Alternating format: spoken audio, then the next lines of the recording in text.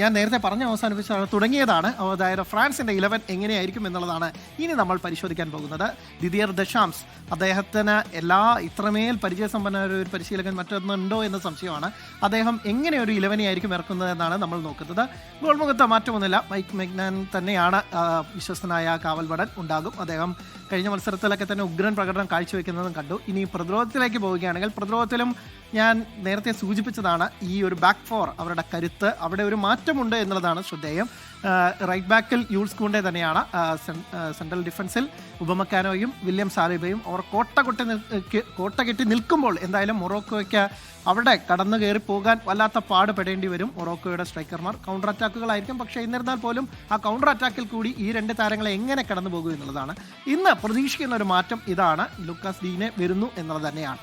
അവിടെ Theo Hernandez ആണ് കളിച്ചിട്ടുണ്ടായിരുന്നത്, പക്ഷേ ലൂക്ക ഡീനേക്ക് വരാനാണ് സാധ്യത. ഇനി മധ്യനിരയിലേക്ക് വരികയാണെങ്കിൽ അവിടെ കോനിയും ഒപ്പം തന്നെ റാബിയോ ഉണ്ടായിരുന്നു. നേരത്തെ ആദ്യ മത്സരങ്ങളിലൊക്കെ തന്നെ ചൗമേനിയാണ് പരീക്ഷിച്ചിട്ടുണ്ടായിരുന്നത്. അത് മാറ്റിക്കൊണ്ടാണ് ഇപ്പോൾ കോനയെ പരീക്ഷിക്കാൻ ദശാംശ തീരുമാനിച്ചത്. അത് കഴിഞ്ഞ മത്സരത്തിലൊക്കെ തന്നെ വർക്കൗട്ടായി എന്നതാണ് മനസ്സിലാക്കുന്നത്. ഇനി മുന്നേറ്റ നിര, ഇതാണ് ഫ്രാൻസിൻ്റെ ഏറ്റവും കരുത്ത്.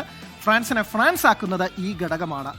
അവരുടെ ഒരു ഫ്ലാങ്കിൽ ലോക ഫുട്ബോളർ ഉസ്മാൻ ഡെംബേലെ, മധ്യനിരയിൽ കളിമെനയാൻ ഈ ലോകകപ്പിലെ വണ്ടർ അല്ലെങ്കിൽ ഈ ലോകകപ്പിൻ്റെ അത്ഭുതം എന്നൊക്കെ നമ്മൾ വിശേഷിപ്പിക്കാവുന്ന, കണ്ടെത്തൽ എന്നൊക്കെ വിശേഷിപ്പിക്കാവുന്ന മൈക്കൽ ഒലീസെ ആണ് അവരുടെ മധ്യനിരയിൽ ഉണ്ടാവുക. നമ്പർ 10 റോളിൽ ഗോളടിപ്പിക്കാനും പോകുന്ന ഒരു താരം. ഇനി അടുത്ത വിങ്ങിൽ കാണുന്നത് ബ്രാഡ്ലി ബാർക്കോളയാണ്. ഇന്ന് ആ ഒരു മാറ്റമാണ്, അതായത് ദശാംശ 2 താരങ്ങളെയാണ് അവിടെ പരീക്ഷിച്ചുകൊണ്ടിരിക്കുന്നത്. ഡിസൈഡോവയും ഒപ്പം തന്നെ ബ്രാഡ്ലി ബാർക്കോളയാണ്. 2 താരങ്ങളും ഗോളുമായി തന്നെ ആ സെലക്ഷനെ എപ്പോഴും നീതീകരിക്കുന്നുമുണ്ട്. ഇനി മുന്നേറ്റ നിരയിൽ അതാണ് അവരുടെ ഏറ്റവും പ്രധാനപ്പെട്ട താരം ക്യാപ്റ്റൻ കിലിയൻ എംബാപ്പെ. ഈ ലോകകപ്പിൽ 7 ഗോളുകളുമായി ഫ്രാൻസിന്റെ ആക്രമണത്തിന് ചുക്കാൻ പിടിക്കുന്നു. അവർക്ക് എല്ലാ കാലഘട്ടത്തിലും ഇല്ലെങ്കിൽ എപ്പോഴൊക്കെ ഗോളിന് ബുദ്ധിമുട്ട് വരുമ്പോൾ അപ്പോഴൊക്കെ തന്നെ കിലിയൻ കൊടുങ്കാറ്റ് ആഞ്ഞടിക്കുന്ന കാഴ്ചയാണ് നമ്മൾ കണ്ടത്. അപ്പോൾ കിലിയൻ എംബാപ്പയിൽ തന്നെയാണ് വലിയ പ്രതീക്ഷ. അപ്പോൾ കിലിയൻ എംബാപ്പെ ഉഗ്രൻ പ്രകടനം കാഴ്ചവെച്ചുകൊണ്ട് ഫ്രാൻസിനെ അടുത്ത ഘട്ടത്തിലേക്ക് കൊണ്ടുപോകും. ക്യാപ്റ്റൻ എന്ന റോളിൽ ഇത്തവണ അദ്ദേഹം ഉഗ്രൻ പ്രകടനമാണ് കാഴ്ചവെക്കുന്നത്. നേരത്തെ ടീം അംഗങ്ങളുമായും കോച്ചുമായൊക്കെ തന്നെ ധാരാളം പ്രശ്നങ്ങൾ ഉണ്ടായിരുന്നു. പക്ഷെ അതൊക്കെ തന്നെ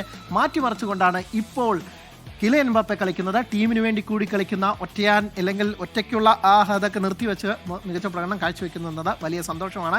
ഫ്രഞ്ച് ആരാധകർക്ക് വലിയ സന്തോഷം നൽകുന്ന കാര്യമാണ്.